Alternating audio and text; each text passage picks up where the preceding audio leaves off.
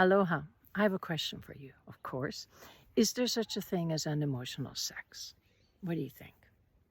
Now, the concept of unemotional sex, that exists, but I think it maybe depends how we define unemotional.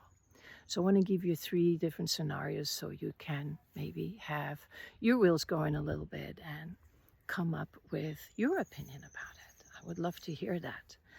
First is people can definitely be physically motivated to have sex and be emotionally unavailable. But that doesn't mean that the sex they're having is unemotional. They have joy, they have satisfaction because they're finally getting off, or they have pride because they're finally getting laid. I mean, that doesn't mean they're not having emotions. Then people can look at sex as a transactional activity, like sex workers or certain one-night stands. Now, the sex worker can think, wow, they're having good sex and they're getting paid for it, for something that they really love doing. I mean, there's tons of emotions involved there.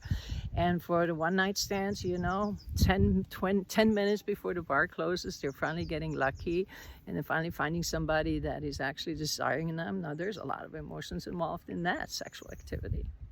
And then even so, a person after sexual trauma, there's a good chance that he or she has emotional detachment while she's having sex, but that doesn't mean she doesn't have any emotions while she's having sex.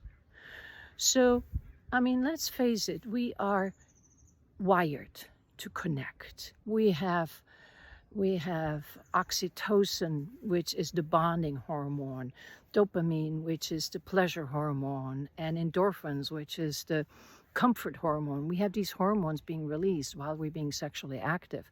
So I think our sexual activity is emotional. There's no such a thing as unemotional sex. So maybe we should rename it like unromantic sex. What do you think?